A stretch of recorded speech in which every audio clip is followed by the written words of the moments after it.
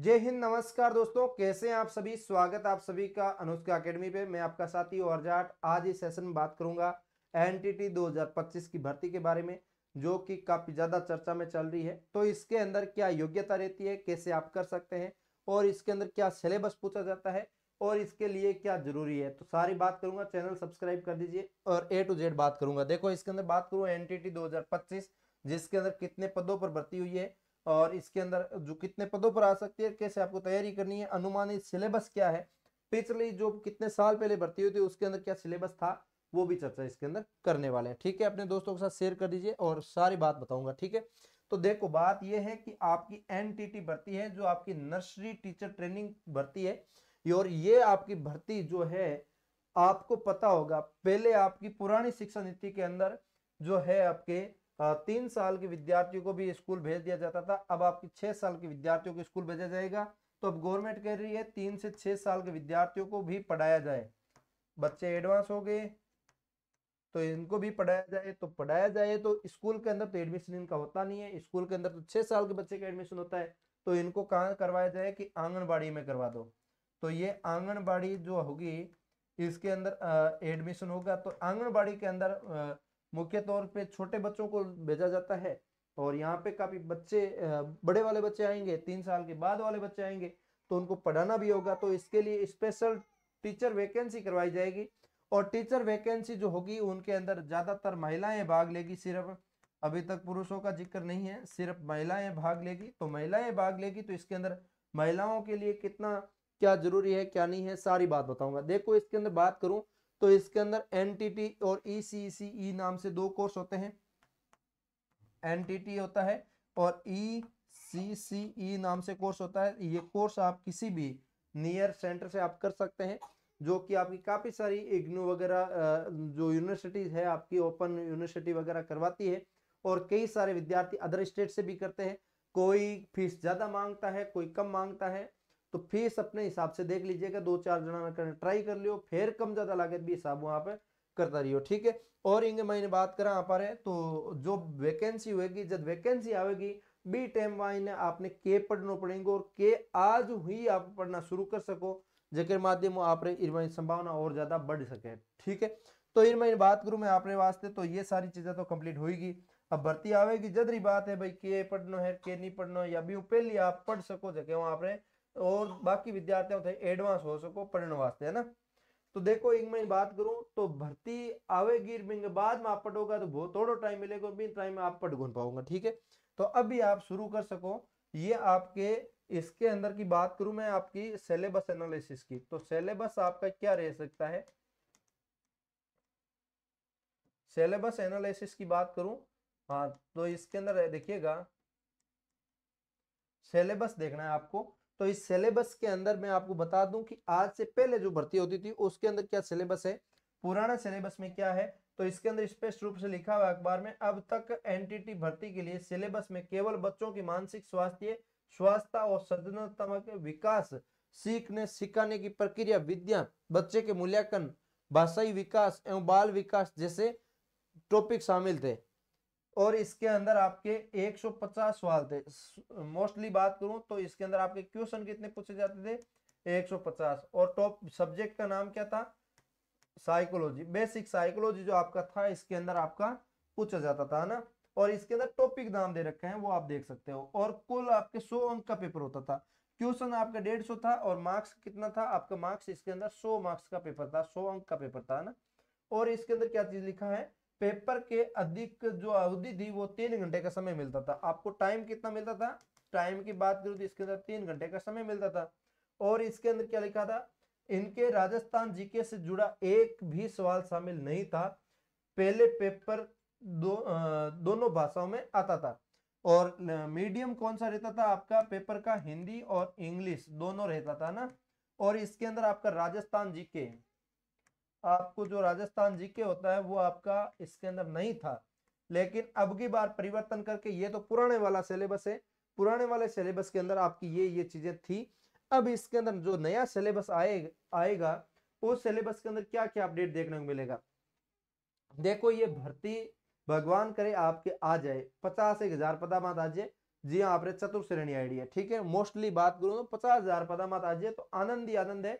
और एडी भर्ती राजस्थान में फिर कदी को ना आना रही।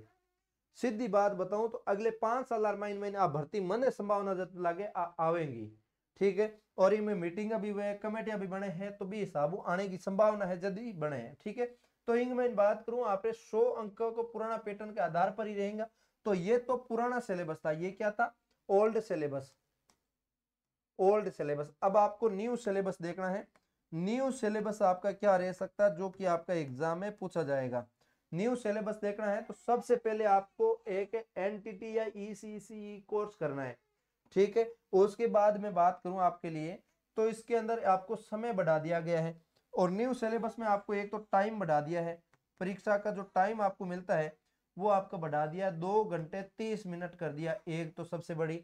और यहाँ पे आपको 3 घंटे मिलते थे, यहाँ पे क्या लिखा है, बढ़ाया नहीं घटाया है ना, हाँ यहाँ पे क्या लिखा है, 3 घंटे होती थी अवधि, 3 घंटे होती थी, यहाँ पे 2.5 घंटे कर दिए, एक तो टाइम घटा दिया आपका। दूसरा क्या है, इसके आधा घंटा घटाई गई है। और पेपर में पहले की तरह अब सवाल 150 ही होंगे। क्वेश्चन कितना होगा, क्वेश्चन आपका कितना होगा, 150 ही होगा। क्वेश्चन ऑब्जेक्टिव टाइप आऊंगा अभी है बिंग अलावा। लेकिन अब 100 अंकों की बजाय 300 अंक का होगा। अंक कितना होगा, मार्क्स कितना होगा, 300 अंक। यहाँ पे आपका एक क्वेश्चन कितना मार्क्स का हो जाएगा, 2 मार्क्स का, ठीक है। ये बहुत अच्छा काम कर दिया, यहाँ पे 100 अंक का ही पेपर था, यहाँ पे 300 अंक का पेपर कर दिया।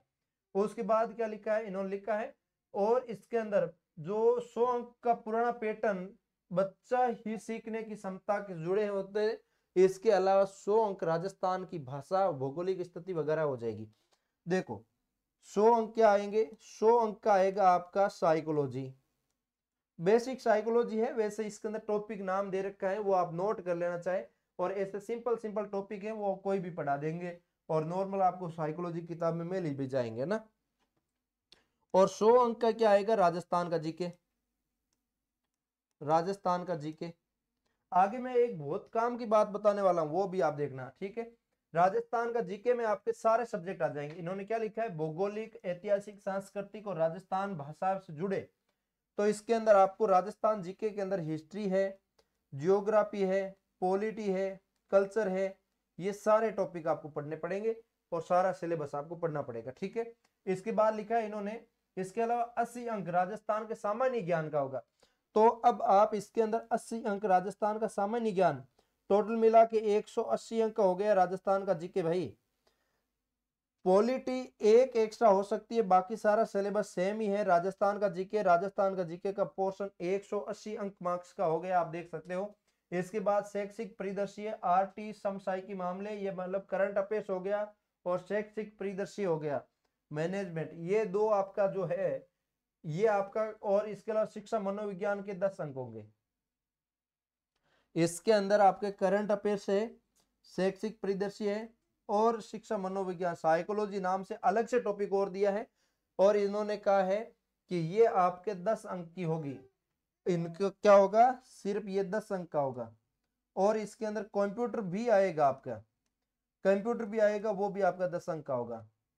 तो इसके अंदर महत्वपूर्ण रोल किसका रह गया, इसके अंदर महत्वपूर्ण रोल की बात करूं तो आपका महत्वपूर्ण रोल आपका 300 अंक का टोटल है पेपर, उसमें से 100 अंक का आपका चला गया क्या आप, मैं यहाँ पे साइकोलॉजी लिख रहा हूं, लेकिन आपको यहाँ पे साइकोलॉजी के कुछ टॉपिक है, बेसिक साइकोलॉजी है, बच्चों के संबंधित सब्जेक्ट है, वो है आपका, ठीक है। और इसके अंदर 10 मार्क्स अलग से और जोड़ लीजिए आप, दूसरी साइकोलॉजी और जोड़ लीजिए, ठीक है। मैं यहाँ पे साइकोलॉजी प्लस साइकोलॉजी लिख देता हूं, जो कि आपका होगा 100 और 10 110 का, ये हो जाएगा 100 अंक का, ये हो जाएगा 10 अंक का, और इनको जोड़ेंगे तो आपका 110 ही आ जाएगा। दूसरा 100 मार्क्स किसका है, दूसरा 100 मार्क्स बहुत इंपॉर्टेंट रोल का है राजस्थान का जीके, राजस्थान का जीके, जिसके अंदर आपका इतिहास भी आएगा, राजस्थान का इतिहास भी आएगा, भूगोल भी आएगा, भूगोल आएगा, इसके अंदर आपका कला संस्कृति आएगा, कला संस्कृति आएगा। और इसके अलावा इसके अंदर आपका 80 अंक का इसके अंदर आपको और जोड़ा गया है, जो कि आपका है इसके अंदर देखिएगा राज व्यवस्था, राज व्यवस्था। इसके अंदर 3 सब्जेक्ट लिखे, राजस्थान का जीके नाम लिख के, भौगोलिक और ऐतिहासिक और सांस्कृतिक, तो तीनों के अंदर तो ये 100 अंक आ गए। और उसके बाद 80 अंक का लिखा है इसके अंदर राजस्थान का सामान्य ज्ञान, राजस्थान का सामान्य ज्ञान लिखा है। फोन किसका उठा लो तो, सामान्य ज्ञान, सामान्य ज्ञान, ठीक है। तो इस ज्ञान के अंदर आपका सामान्य ज्ञान में ही ये चीजें होती है, भूगोल, कला, संस्कृति, इतिहास इसी के अंदर होता है। और सामान्य ज्ञान के अंदर राज व्यवस्था एक और ऐड हो जाती है। टोटल मिला के आपके इन दोनों के अंदर 180 मार्क्स हो गए इन दोनों को मिला के। और ये जो पोर्शन है 180 मार्क्स का हो चुका है। अब आपका 180 मार्क्स बहुत बड़ा अलग से रोल रख लिया, ठीक है। अब साइकोलॉजी के 10 मार्क्स अलग ले गए हमें। और यहाँ पे आपका एक कंप्यूटर का सब्जेक्ट और बच गया, वो कि आपका रहेगा सिर्फ और सिर्फ 10 मार्क्स का। टोटल मिला के आपका 300 मार्क्स हो गया ना।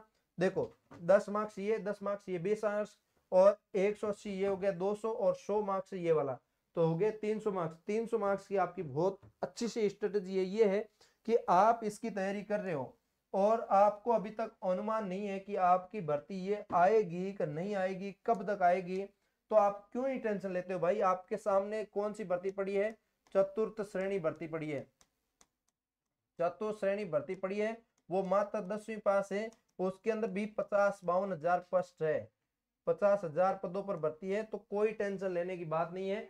सैलरी इसके अंदर भी आपकी लगभग आपकी 18,000 है। हाँ, इसके अंदर भी आपकी 18-20 हजार सैलरी है। ये सिर्फ लड़कियों के लिए ज्यादा है, लड़कियों के लिए, बाकी लड़कों के एलिजिबल करेंगे या नहीं करेंगे अभी पता नहीं है। इसके अंदर लड़कियां लड़कों सब है, ठीक है। तो भाई साहब ये बहुत अच्छी वैकेंसी है। अब इसके अंदर बात करूं मैं आपके लिए, इसके अंदर आपकी एक से जोड़ दीजिए, कंप्यूटर इसके अंदर भी है, कंप्यूटर इसके अंदर भी है। और इसके अंदर आपका राजस्थान का GK as it is portion है, राजस्थान जीके। इसके अंदर आपका गणित नहीं है, इसके अंदर एक गणित का अच्छा रोल है, गणित का है। और इसके अलावा इसके अंदर साइकोलॉजी नहीं है। बाकी इन चीजों को आप है ना अभी पढ़ना शुरू करते हो तो राजस्थान जीके पे अच्छा फोकस करना शुरू कर दीजिए। राजस्थान जीके जितना मजबूत होगा उतना ही ज्यादा नौकरी की संभावना हो जाएगी। तो इस नौकरी के लिए आप आज से तैयारी करते हो तो राजस्थान जीके बेस्ट से बेस्ट पढ़ना शुरू कर दो। बाकी कोई चीजें पढ़ने की जरूरत नहीं है, बाकी चीजें एकदम सिंपल है भाई। साइकोलॉजी है, साइकोलॉजी आप 3 महीने अच्छे से घोटते हो तो घोट के पी जाते हो, इतनी इजी है। और फिर बच्चों को काम करना है, आप लड़कियां हैं तो इतने इजी वे में हो जाएगा आपका, क्योंकि कुछ न कुछ बच्चों के बारे में आप ज्ञान ऑलरेडी रखते हो और कुछ ऐसा ही सब्जेक्ट है आपको ज्यादा इजीली याद हो जाएगा। लड़कों के लिए तो और भी मुश्किल हो जाता है ये सब्जेक्ट, है ना। तो उम्मीद करता हूं आपको ये चीजें पता चली होगी। तो 10 नंबर का कंप्यूटर का भाई 10 नंबर क्या ही मायने रखता है, आप राजस्थान का जीके ज्यादा से ज्यादा पढ़ना शुरू कर दो। तो ये आपको मैंने सारी जानकारी आपको दी है सिलेबस के बारे में, ये जो अखबार के अंदर आई थी इसके अकॉर्डिंग। अभी भी किसी को कोई प्रकार का डाउट लगे तो मुझे बता सकते हैं। इन्होंने ये भी कहा है कि अंग्रेजी माध्यम और हिंदी माध्यम 2 प्रकार के स्कूल हैं राजस्थान के अंदर, उनके अंदर आपकी अंग्रेजी माध्यम स्कूलों के अंदर आपके ये अभी लागू नहीं किया जाएगा। अंग्रेजी माध्यम गलत बताया गया है यहाँ पे।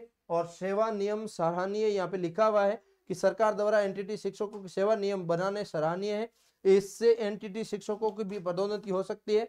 ये मांग उठा रहे हैं एनटीटी भर्ती के सिलेबस में राजस्थानी भाषा और संस्कृति को जोड़ने से यहाँ के युवाओं को बड़ा फायदा होगा। और ईश्वर यादव जो आपके हैं, हाँ, कोषाध्यक्ष एनटीटी शिक्षक संघ के हैं, और इन्होंने ये बात कही है, ठीक है। और दूसरी ओर भविष्य में एनटीटी की भर्ती होगी तो माध्यम अंग्रेजी रखना गलत है, क्योंकि राजस्थान के सभी एनटीटी अभ्यर्थी हिंदी माध्यम से हैं। साथ ही राजस्थान में ये कोर्स 2010 से बंद पड़ा है। अगर भर्ती निकल तो राजस्थान से बाहर के अभ्यर्थी को चयन होगा। और इन्होंने कहा है विष्णु शर्मा प्रदेश महासचिव एनटीटी संघर्ष समिति, ठीक है, इन्होंने ये जवाब दिया है। तो उम्मीद करता हूँ आपको ये जानकारी मिली होगी। इधर ये चीज भी लिखी हुई है कि प्राइमरी टीचर लगेंगे तो भी आपकी पे लेवल 8 रहेगी, मतलब 18-20 हजार के समथिंग रहेगी, 5 से 8 कर दी गई है। इसके अंदर आपका प्रथम ग्रेड स्केल जो 11 तक कर दिया है, सीनियर प्री शिक्षक का आपका 12 तक कर दिया है, पदोन्नति की है, कुल मिला के आपका इंक्रीमेंट किया है साहब, सीधी बात ये है, ठीक है। तो उम्मीद करता हूँ आपको हर एक जानकारी मिल गई होगी। अनुमानित सिलेबस मैंने आपको बता दिया, कैसे तैयारी करने वो मैंने बता दिया, कितने पदों पर आ सकती है तो उसके 50,000 के लगभग पद आ सकते हैं, ठीक है। एनटीटी की बड़ी भर्ती आप सभी के लिए खुशखबरी है। तो उम्मीद करता हूँ अच्छे से आपको समझ में आया होगा। मिलेंगे किसी नए सेशन के साथ, तब तक के लिए जय हिंद जय भारत।